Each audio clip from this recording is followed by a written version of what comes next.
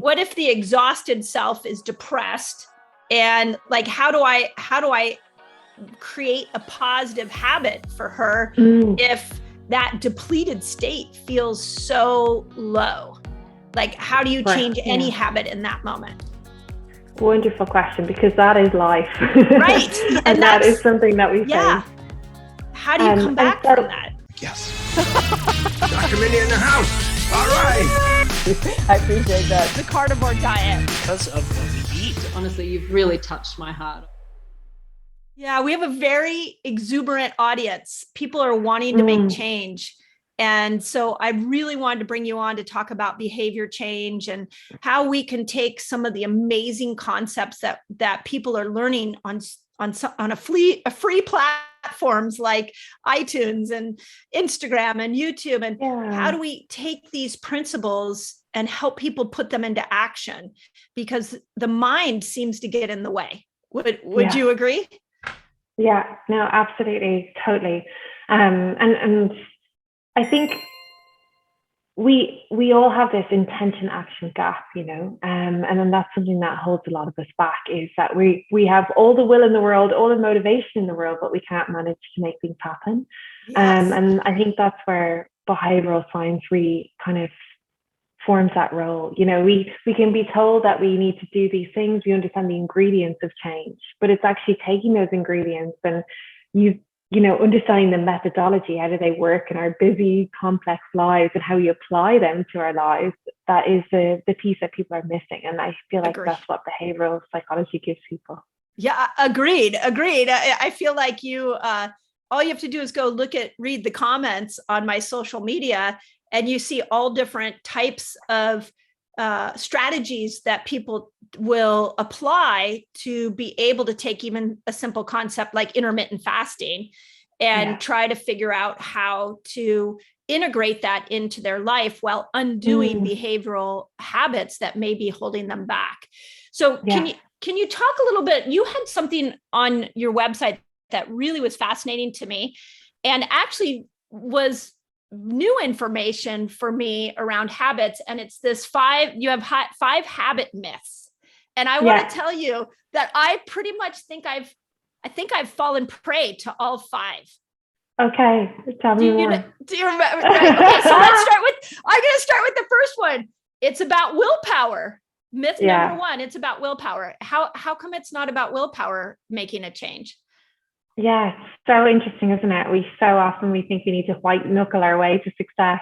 And especially I suppose this time of year, January's just passed and people are thinking, we think, okay, we're going to give up sugar, we're going to run every day, we're going to be nice to our kids, we're going to do all of the things. And actually the more that we add in, the more likely we are to take away. And it's the concept in psychology known as goal dilution. We dilute our effectiveness. And that's because willpower essentially is a bit like a muscle. So if I went to the gym for the next week and just trained my right bicep, by the time I get to the end of the week, I wouldn't be able to pick up a cup of tea. But if I went once a week for 7 weeks, slowly giving myself rest and recovery in between, I would get stronger. And the key here is that if we kind of go all in and try and do too much at once, which is what we so often try and do with our habits, we try and pick off far more than we can chew. It just makes us less likely to be successful long term. Our willpower does fail.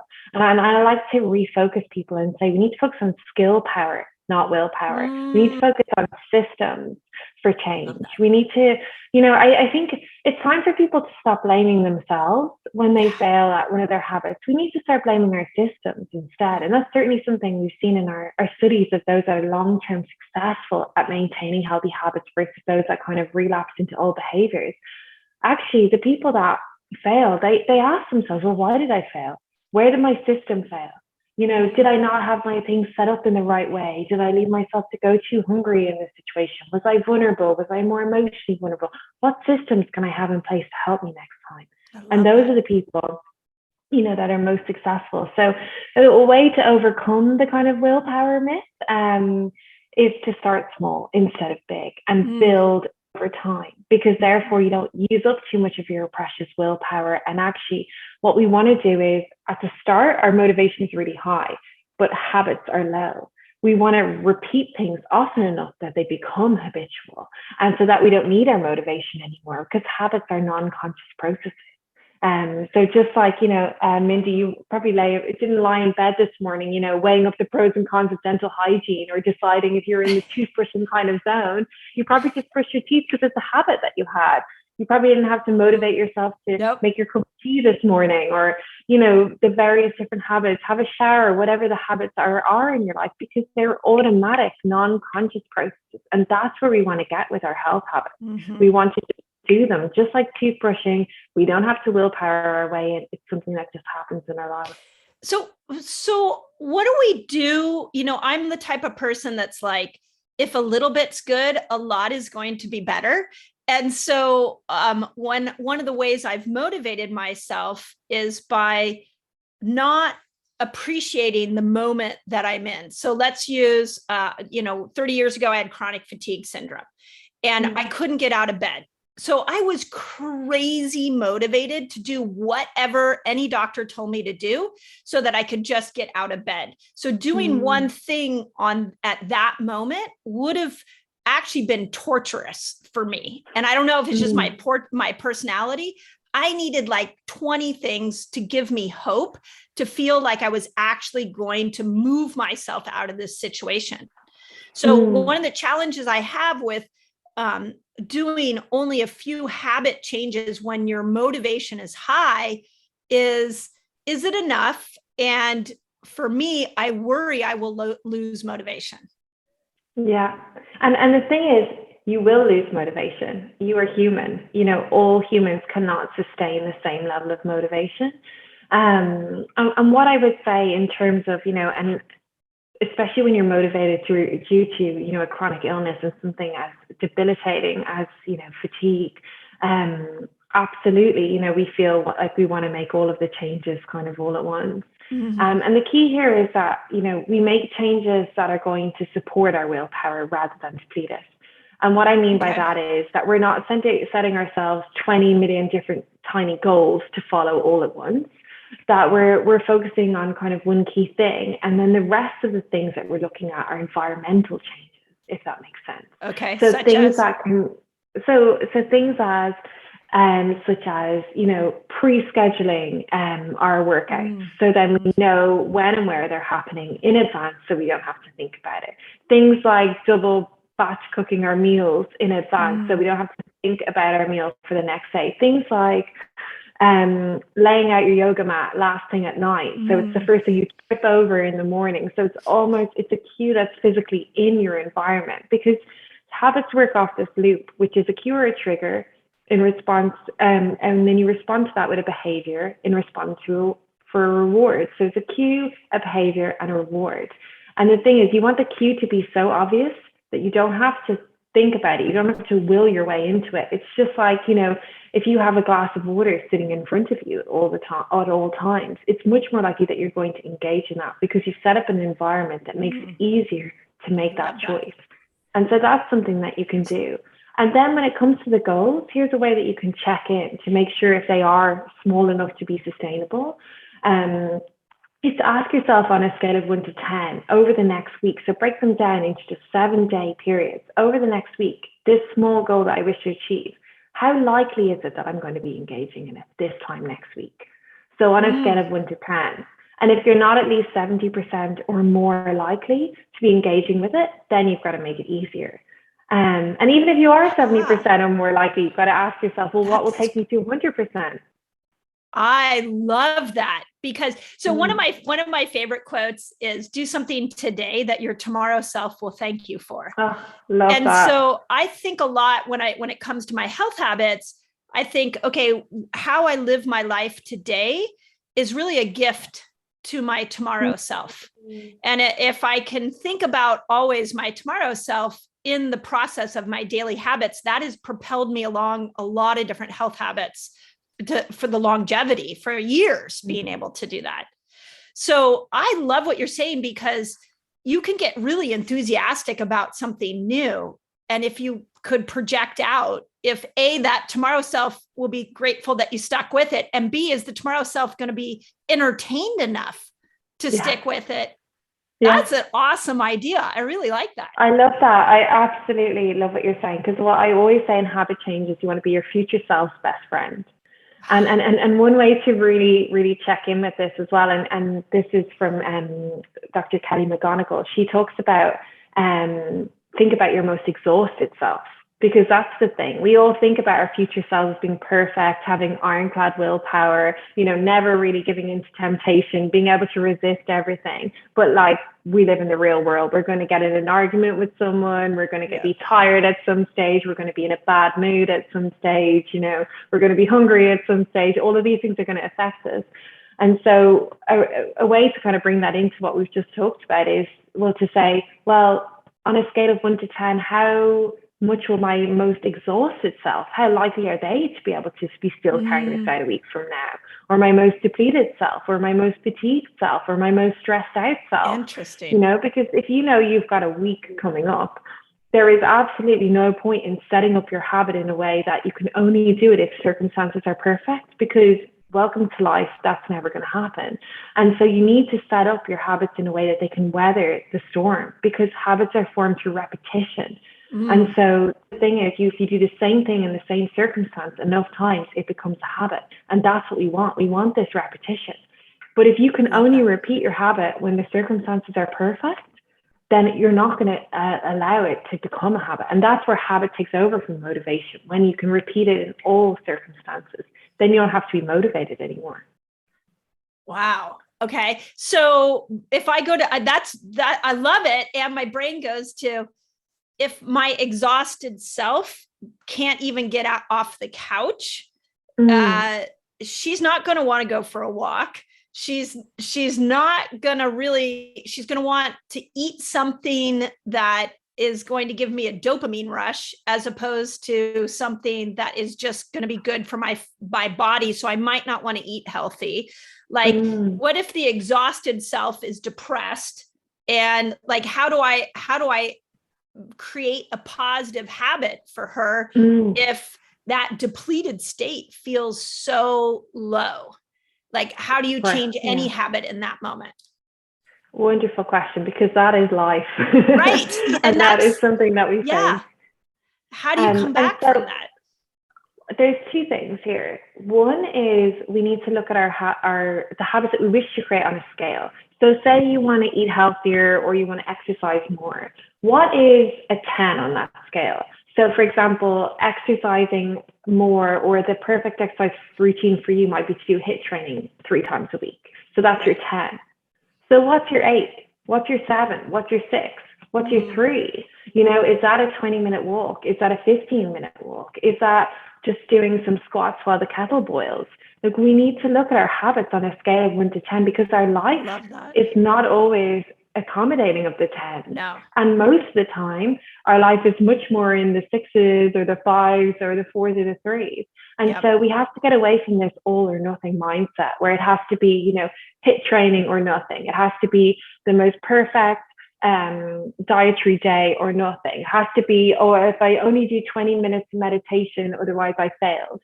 It cannot. We have to get rid of this all or nothing. And the beautiful thing about actually having a scale of 1 to 10 for any habit that you're wishing to create, is that it teaches the brain that it's not all or nothing. It actually opens up new neural pathways and says it's not run or rain. If you go outside and it's raining, it's like, okay, I put on my jacket and I go out with a killer playlist and I feel like Rocky. Or I've got this online for runners alternative workout that I can do in this time. I've got 9 other options here right now that are available to me if this happens. And this is a concept in psychology known as implementation intention. So if you know that a certain things get in your way time and time again, and we do tend to know, it tends to be those same sticky things that get in our way. So if that barrier comes up, you need to start thinking about, well, what are my alternatives? One way is to have that scale, because it can really help you see, well, I don't have to exercise 10 out of 10 every day, but there are 9 other options available to me. And so people need to start brainstorming, because we will have those barriers. Those barriers will certainly, and I always say this to anyone on my habits program, I say, there's one thing I want for you, and I want you to fail. because failure is success if you learn from it. Yeah. And it's all about understanding where that fits in the context of your busy life. And we need to stop putting ourselves under pressure to make perfect habits and to never fail, because that's not going to teach us anything. And habits are for life, not just for January. So we want to be able to create these habits that we can keep going years and years and years from now. So a great way to approach that is to scale back your habits, to have a look at, well, what's a 10 out of 10, what's a 9, what's an 8, what's a 7, all the way down, and experiment with that. I love that. And it actually ties really well into the second myth that you have, which is ignore your inner critic, because my inner critic in that, again, I'm working at, 52 years old to just live a more balanced life and not be that go kind of push person that I've been most of my life. But my inner critic would say to that comment, you're being lazy. You're not doing enough. So I think when we look at chunking this down and making the goal very attainable, giving it the scale, like you talked about, how do you handle the inner critic? Because some inner critics will say, I'm not doing enough. And other inner critics will say, I can't do enough. So how do we handle that inner critic? Yeah, and that is tough. It is hard because, we've been taught our habits too. And the more we think in a certain way, the stronger that muscle is in our brain. Yeah. The more likely it is to be a default. And so one way to do that is to firstly notice when that critic comes up. Critics have a way of coming up around certain situations. You might notice that they come up at certain times of day, or in response to after a conversation with a certain person, or after you've been on social media, or you've been triggered by something else. And I say thoughts are habits too. So look at what's the cue there. What's the cue or the trigger, first of all, that actually brings out that behavior of being an inner critic, because that can be something to examine. And I would say to people, if they want to do that, track that over the next week. Have a look at when does your inner critic start to shout a little bit louder, because that's going to tell you a lot about how to unlock that habit. And actually, you can really, really learn a lot from that. And once you understand those situations that your inner critic comes about, that's when you can start to take action then. That's when you can start to investigate, okay, what is this rhetoric? What are they saying to me time and time again? And one thing to do is you can look at catching that language, first of all, because awareness is the first step. The second piece is about reframing that. How does your inner critic turn into an inner coach? Because what we know from the research is that those that are most self-compassionate, those that give themselves the most encouragement, they're actually the people that stick to their goals best. We all think that if we're going to be kind to ourselves and we're going to be compassionate, that we're just going to sit in our PJs all day and order pizza. But actually, the most compassionate people do what they know is going to make them feel best at that time. Yeah. And so one way to train yourself in compassion, because compassion is a skill like anything else. It's not a switch you can turn off. I'm not going to promise you that you're going to be able to turn off that inner critic. Like any other habit, it's a skill that we need to work on. We need to have awareness first. We need to recognize the situations it comes up in.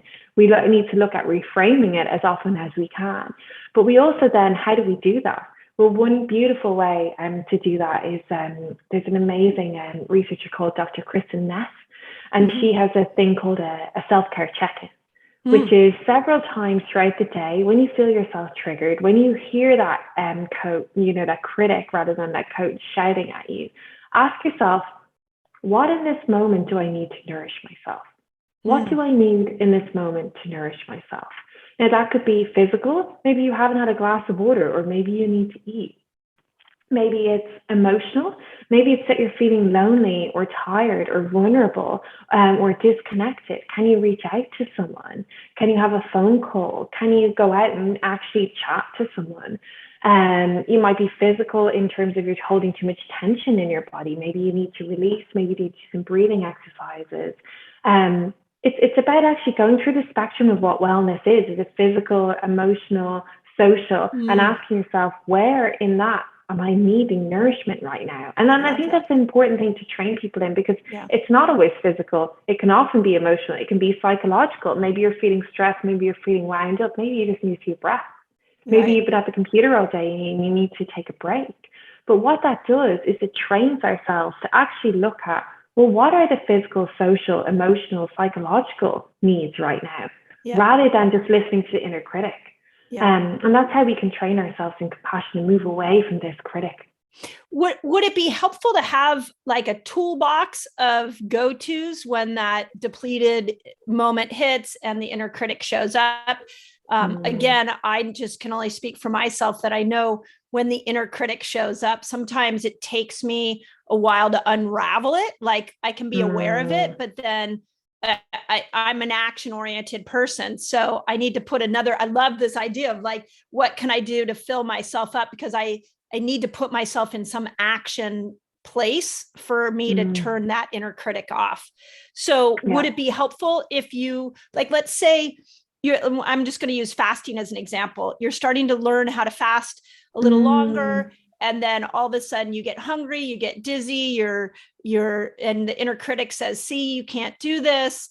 And maybe that inner critic is even you. Maybe that inner critic is a parent that told you weren't enough. And all these things come bubbling up to the surface.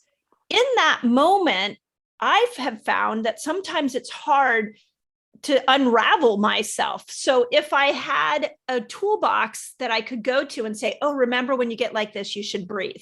Oh, you should go outside and get in the sun. Like, is that helpful for quieting the inner critic? Absolutely. I love that. No, brilliant. Yeah. And actually there is a specific exercise we can do with that, because if it's the same things coming up time and time again, so if you're trying to fast, and the key thing that's coming up is, look, you're going to fail at this because you failed at everything else before. Right. Say that's the thought that comes up. So what I would say, and this is what I was encouraging around tracking, write that down.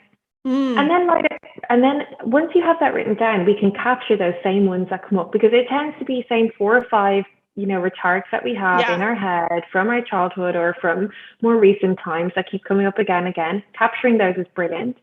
And then the Dalai Lama has a lovely quote, which is one of the most powerful ways to create positivity in your life is to reframe those negative thoughts.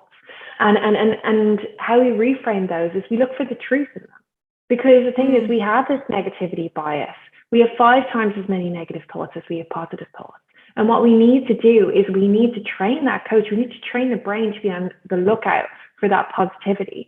And I don't mean this in terms of a just think positive point of view. If that keeps coming up for you time and time again, you'll fail at this, you failed many times before. What's a positive truth that could counter that? Where is the truth? If that's the negativity, where's the truth as well? Because we need to balance them out. So maybe it's tried a lot of things before, that you keep picking yourself up time and time again and trying because you care about what the outcomes are. And so for each of those negative kind of critics that you have, I want you to really examine those and actually pull the positive from that. Pull what's the truth in this situation? Well, here I am trying again. Here I am, despite what's happened in the past, showing up time and time and time again because I'm dedicated to my health, because I care about where this gets me. I care about what this gives me back in my life. Yeah, I love that. And you just gave me a thought about the fact that the brain is negative biased. And I will tell you, in working with hundreds of thousands of people on our social media, you see that languaging show up over and over and again, that the brain wants to tilt towards negativity. Why is that? Why can't it, why is it? Because this is my thought, is if our brain is programmed for negativity, can there be good in that?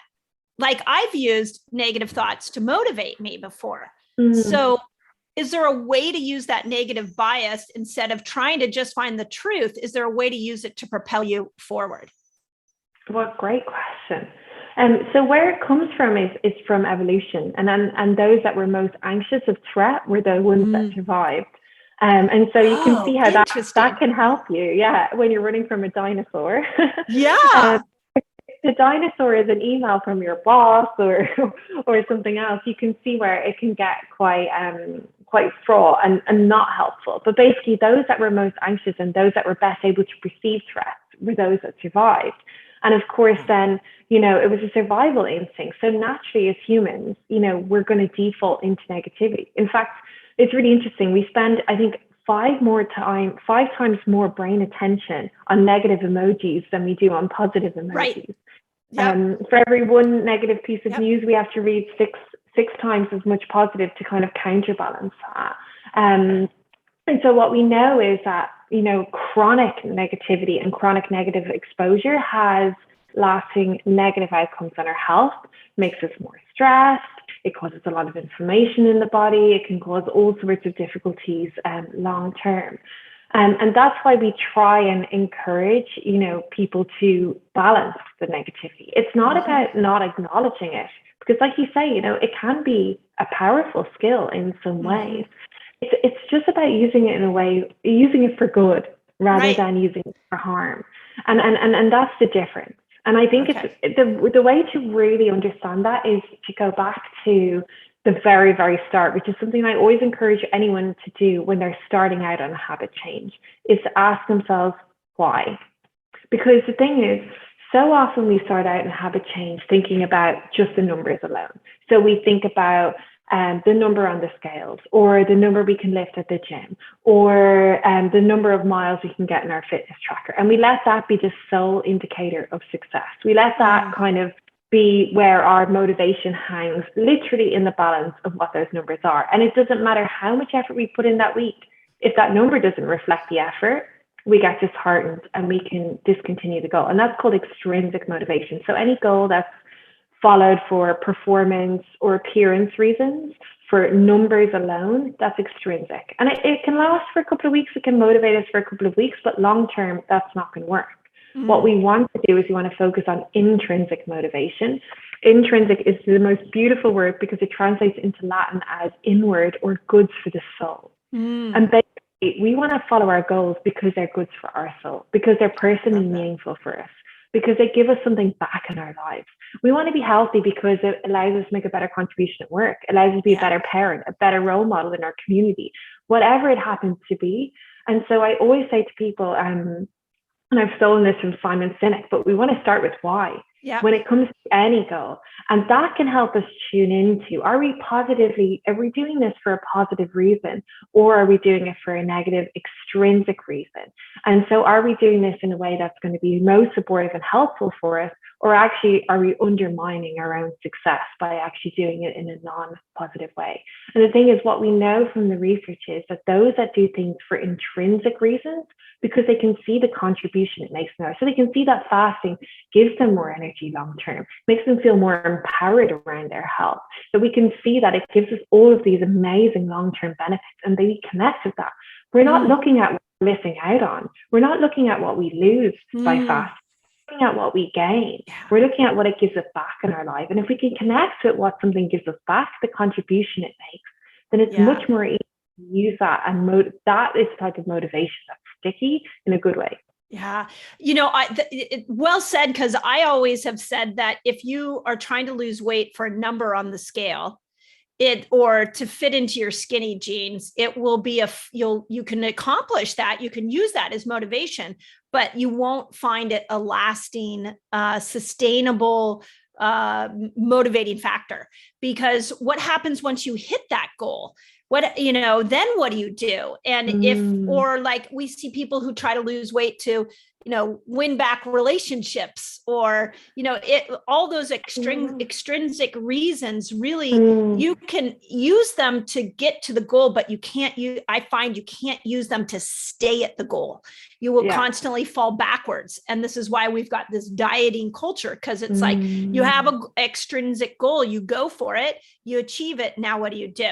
So I love what you are saying. Like, if it's intrinsic, then it really has the power to help you create lasting change, not just a momentary high. Would you agree on that? And so a lot of this research comes from a theory called self-determination theory. And it's over 40 years of research, that they've shown that this is what makes habits stick, because this is what makes changes in our life stick. But also, as you were talking there, and it was really profound what you said, but it made me think of something else, which was that this can also help us decide if this is the right type of goal for us. Because if we're following it for to impress our ex or to do whatever else, maybe that's not the thing that we need to be following right now. And this is where discernment comes in. And a lot of people don't do this they think that because everyone else is following a certain goal, I have to do it and I have to do it this way. But the thing about behavior changes, we have to find what works for us in the kind of beautiful tapestry of the complexity of our lives. Yep. And so we need a certain level of discernment to be able to ask ourselves, is this the right goal for me right now? Because often, people set themselves goals out of places, like you say, of hurt, of relationship fails. Okay, I'm going to transform my life. I'm going to make all of these changes. And then when we can't make them, because we're obviously quite emotionally stressed at the time, then we get even harder on ourselves. And that's where the critic gets stronger and everything else. But if we can discern that this is truly for us, that this is something because it's going to make me feel healthier, contribute more to my life, do more, go further, it's giving me back something, then we know that that's a goal for us. It's making a contribution to our lives. We're not doing it to impress someone. We're not doing it for the social media likes. We're not doing it for some external reason. We're doing it for us. I love that. Oh, I love that. Okay, number 3. This one also, again, of your big habit myths was that repetition is the only way to create a good habit. So you can't create a good habit by just repeating the same thing over and over and over again. The good habit. So repetition is one of the most beneficial things, but it's got to be in the right way.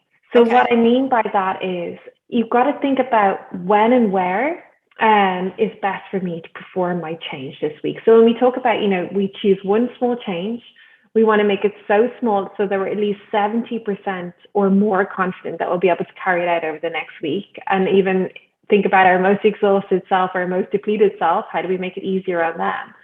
And then you want to ask yourselves, well, when and where are we going to perform it? Because instead of exercising more or eating healthier, it becomes, if it's, Tuesday and Thursday, I do my online cycling class at 7 a.m. So we need to take our habits kind of out of the esoteric, out of the clouds, and put them into the context of our lives. So it's not just repetition. It's actually about understanding, well, where do they work in our lives? Where do they show up? What's most beneficial for us? And again, we all think that, just because ex-guru gets up at 5 a.m. and has this perfect morning routine, that I must do all of these things in the morning. If you're trying to get the kids out the door to school, that is not the time for you. Maybe lunchtime is a quieter time for you. Maybe it's more of a time for that. And that's why I always say to people, try and use the first few months of the year to experiment rather than perfect. And what I mean by that is look at different times where your habits can happen and have flexibility, because what we've seen in studies is that, once you kind of find that time of day that works for you in the context of your life, then it makes it easier to repeat your habit. But if you're trying to set things up in a way that's unsupportive of how your lifestyle revolves and how you operate, then it just makes it really, really difficult for yourself. And there's also another piece that's really interesting and that can fast track our habit success, but I'll stop there. Come on, you got to tell us how to fast track our habits. Can't leave me hanging on that one. So this is about, we think that, again, we think we can critique our way into habit change, but telling ourselves not doing something. So saying, "Oh, I'm going to give up sugar, or I'm not going to drink alcohol," but not doing something doesn't give us a positive boost. Basically, habits are created or can be fast tracked through our emotional responses. So you change best when you feel good. So feeling bad about the changes you make, feeling like you haven't done enough, like say you only do 10 minutes meditation when you said you did 15. And this is the reason why small goals are so powerful, because if you say you're only going to do 5 and you do 10, it feels like a positive bonus. But the reason behind it is neurochemical. It's about the dopamine boost you get. Because you change best when you feel good, because when you feel good, you release dopamine in your brain. So when you do something positive, immediately after, or you feel positive after you perform your habit, it makes it much more likely to it tells your brain, basically dopamine's a learning hormone. It's like a pat on the back. So each time you engage in a positive behavior, it says, yes, it's something good, let's do it again. And, if we think about a child like learning, to fit shapes into a certain toy, and when they get it, they do it right, the parent claps, and then they're just like, yay. Yeah. And then they celebrate and they learn, okay, there's something good to do. I want to do it again and again and again. And therefore, if we want to fast track our habit success, we want to feel good about our habits. And so that's why it's really important to have this gain focus about what do I gain. But also, there's a wonderful researcher called BJ Fogg, and he's from Stanford University. And he talks about we want to create this feeling of shine. So shine is the feeling that you get, when your team scores in the final minute of the league to win the whole thing, or, when you roll up that piece of paper and you get it into the trash can first time, you think you should have been drafted for the NBA, or, when your child holds your hand and you get that really kind of positive lump in your throat. It's that beautiful, warm feeling. And if we can create that after the habits that we're wishing to create. So, every time that we finish our fast and, we have our first bit of food afterwards, if we can kind of stop and take a moment and say, I've done this, I've gotten this far, look how good this feels, and tune our brain into how great we feel for doing it. If we can create that feeling of shine, then it's much more likely that we're basically telling our brain, this is something good, let's do it again and again and again and again. I love that. If we're teaching ourselves to drink more water and we just take another sip of water, if we take a second and say, and there's loads of ways you can celebrate this. You can celebrate like sports stars celebrate, with a big gesture afterwards, or you can just smile and nod. I like to draw a smiley face on my to-do list, or do a drum roll on my table. But there's whatever way you want to celebrate. It's whatever is true to you. But if you can do that when you're starting a new habit, it makes it much more likely that you're going to be able to repeat it enough to make it stick. I love that. And dopamine is a fascinating neurotransmitter. I've spent a lot of time studying dopamine because I definitely want to go for the dopamine. And one of the things that I have been wrestling with in my own mind is if we are constantly chasing dopamine, since dopamine is the molecule of more, there's never enough. So I'm just thinking, let's use fasting again. Somebody wants to fast 13 hours. What I hear from your strategy is saying, if you've only fasted 8 hours, go 8 hours and 15 minutes. So that now you've at least gone a little bit longer than you normally fast, and you're going to have a win, which is going to give you dopamine. Now, what I understand about dopamine is whenever you get a dopamine hit, the ante goes up, and you have to get the win has to be a little bigger for you to get the next level of dopamine. So is there a point where now the little wins that you're getting from the small repetition of this new habit isn't as dopamine satisfying?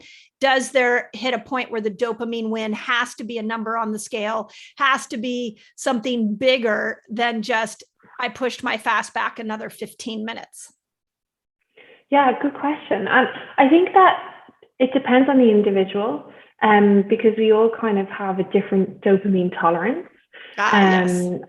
But also, I think the key here is that we can vary our rewards. So we can vary how we kind of congratulate ourselves. We can vary it in terms of we can celebrate like physically to release that dopamine response.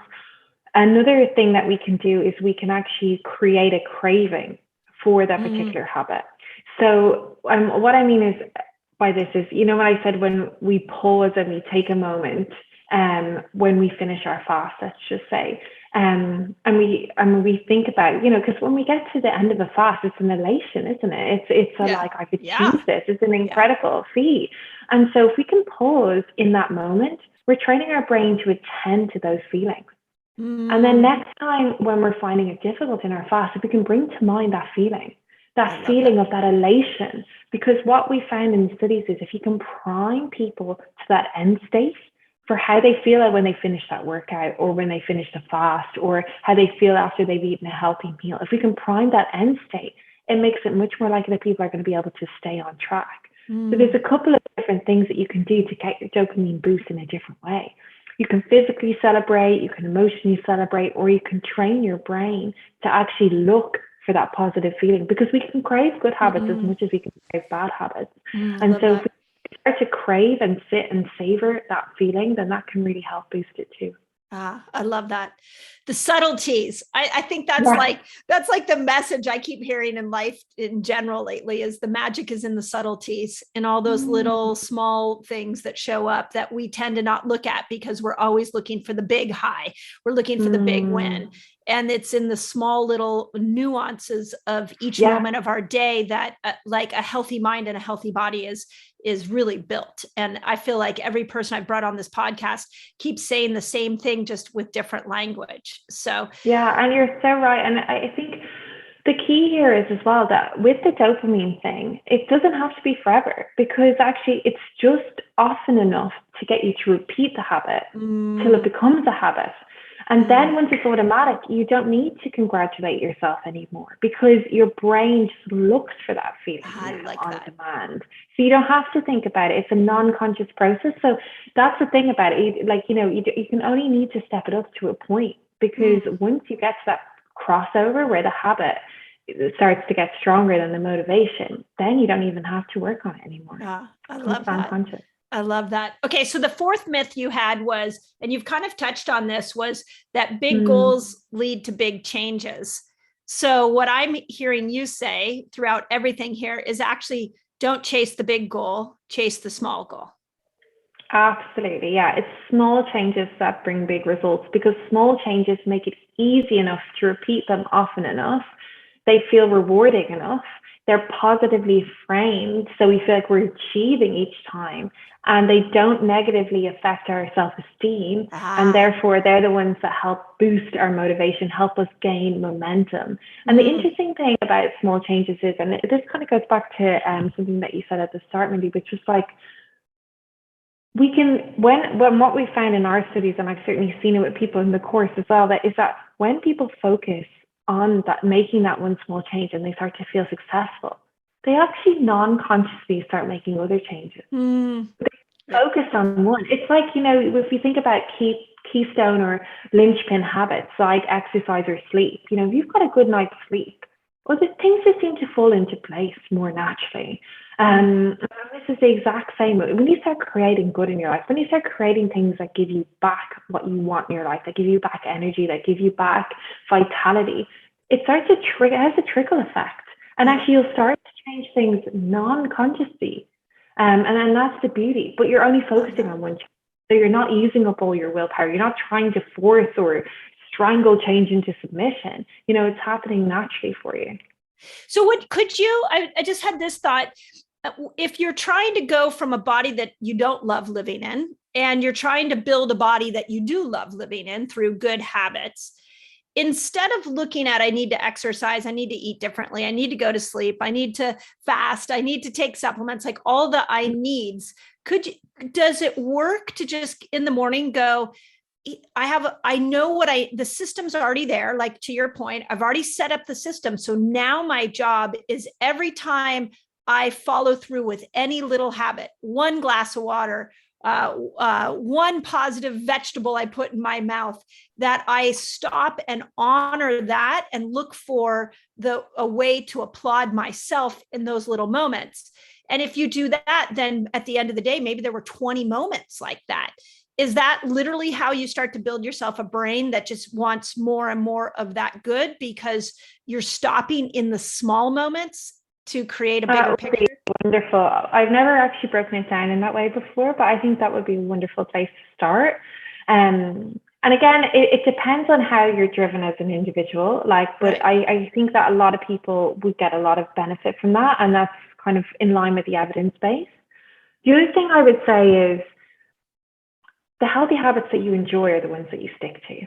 Yeah, so if you're starting to create all of these changes, like often what I say to people is, the first step is that we want to find joy.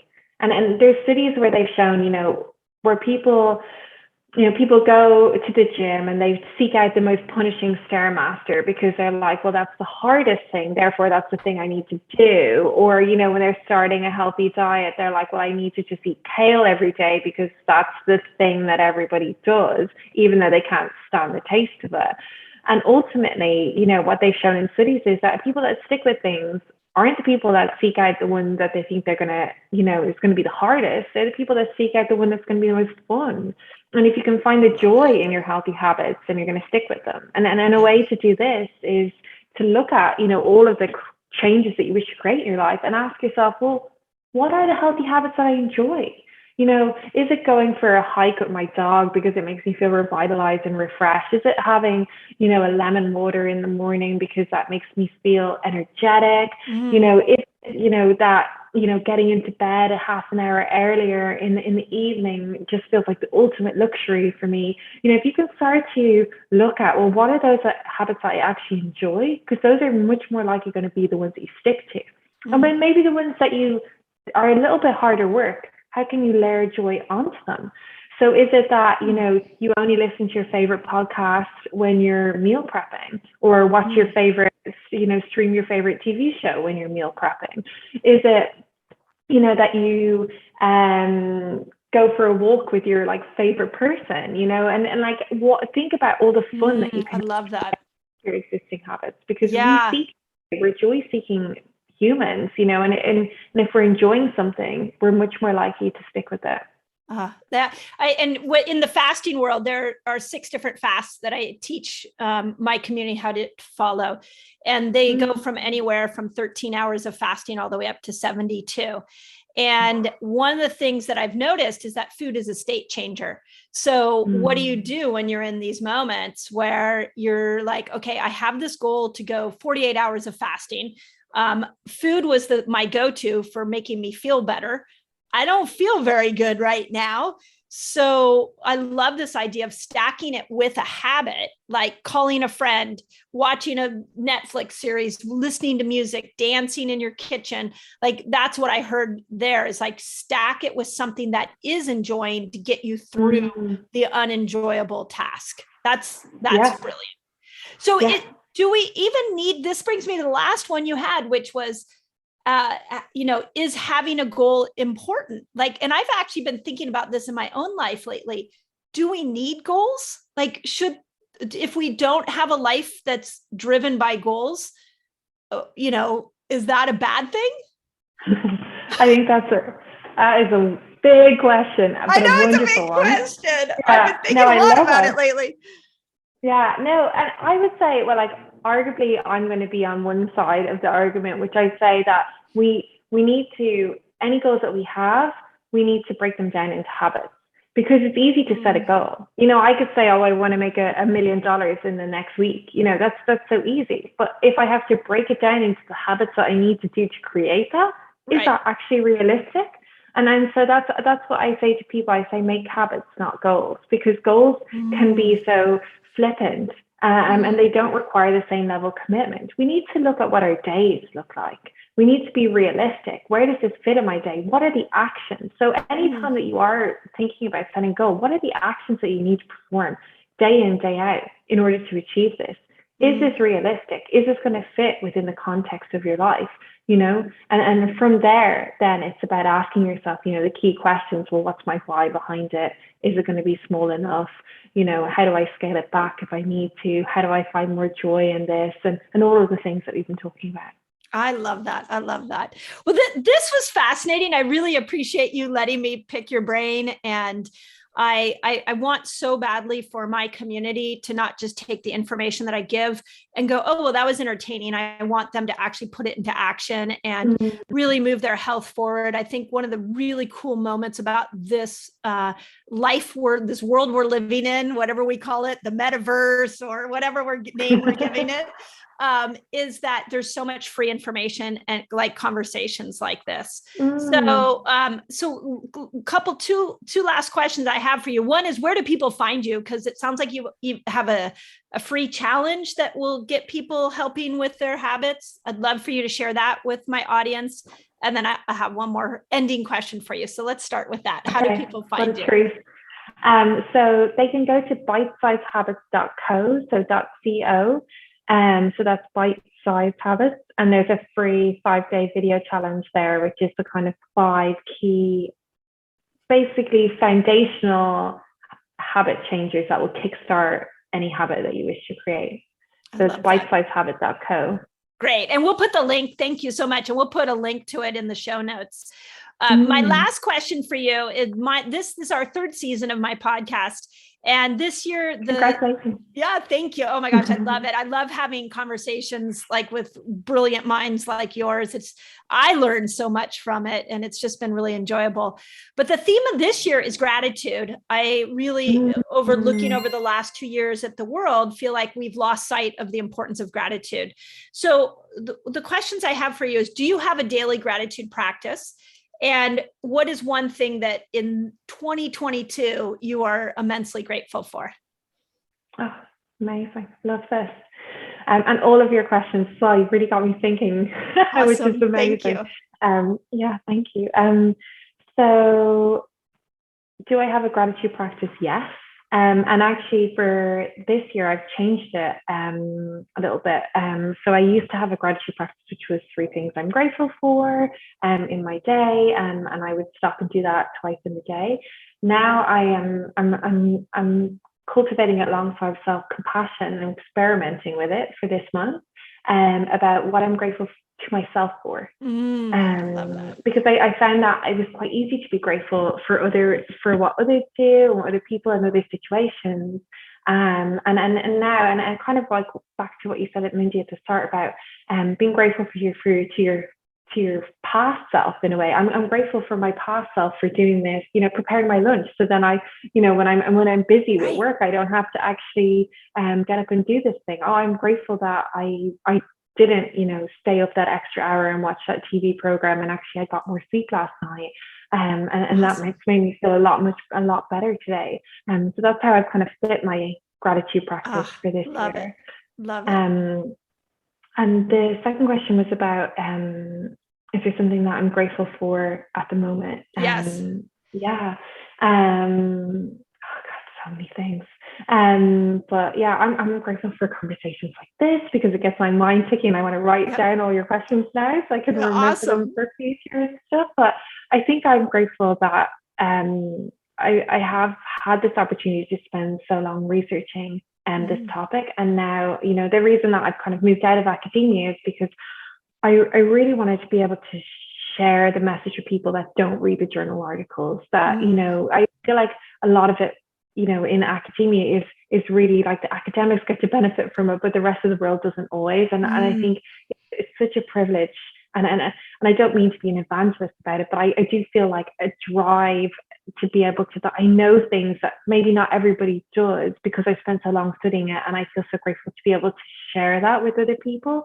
And then, like you say, in an action orientated way as well, so that we're giving people the tools, not just the knowledge, but giving them the tools so they can build the skills to create those lasting habits. And that means the world to me. I love that. I feel the same way, when you get excited about a topic, you want the whole world to understand, you want them to see it through the lens in which you're seeing it. So I love that.